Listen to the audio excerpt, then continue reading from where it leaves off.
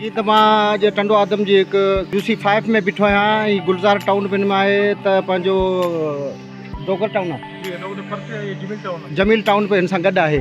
त मां हीअ ॾिसो हिन जी हालत ॾिसो, हिते ये गटर आहिनि जो सिस्टम ॾिसो तव्हां, इंतिहाई जेको आहे बेकार सिस्टम, माण्हुनि जो अचणु वञणु, नमाज़ी ॿारड़ा, गटर खुलिया गोटर। ही तव्हां ॾिसो साम्हूं तव्हांजो सॼी गली आहे। हिन गली जो जेको आहे तरक़ियाती कमु कोन्ह थियो आहे।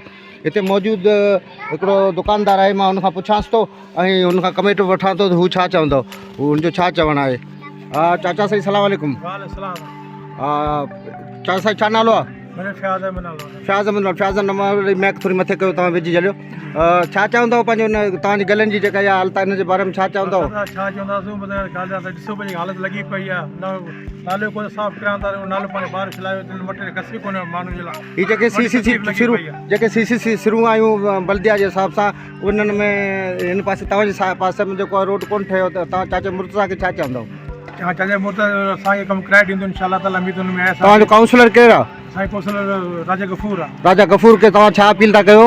उनखे अपील न कंदासीं, महिरबानी करे गलियूं ठाहे असांखे नालियूं वरी बि नाली हर हफ़्ते सफ़ाई कराए जी, पाणी बाहर निकिरनि। जेके गटर निकाल तव्हांखे तंग पिया कनि, सभु तंग करनि पिया असांखे न, नमाज़ पढ़णु अचणु वञण लाइ माण्हुनि जी। ॾिसो मुंहिंजी हालत किथे भई काज किथे लॻी पई, ॾिसो न अहिड़ी हालत लॻी ॿार पई बचो अचे वञे, अहिड़ा रांदि कनि, हिननि जी बीमारियुनि जो या हिननि जी ज़रूरत थियो तव्हांखे उन बारे में तव्हां छा चयो? असांखे त असांखे गस ठाहे ॾियनि, जेको नालो जेको मथे कराए सठ कराए सही कराए ॾियनि, हर हफ़्ते हिननि जी खाटी सही कराए, पोइ टाइम मसलो हल थी वेंदो। बीमारी सीमारी मच्छर बीमारी मच्छर जाम थी विया, मच्छर जाम। तव्हां एतिरा ॾींहं अपील कोन कई आहे त हीअ घरनि जे भरिसां पाणी आहे या हीअ रस्तियूं ख़राबु आहिनि, तव्हां हिननि जे बारे में कंहिंखे चयो आहे? हाणे अपील छा कयूं, हिकिड़ी शइ ॾिसे हर अफ़सर कंहिंसां दरख़्वास्त कई हूंदी, कंहिंखे अपील कई हूंदी त बाबा असां जेको आहे ॿार बच्चा मटण लाइ गस बंदि आहिनि। यार हालत लॻी पई आहे।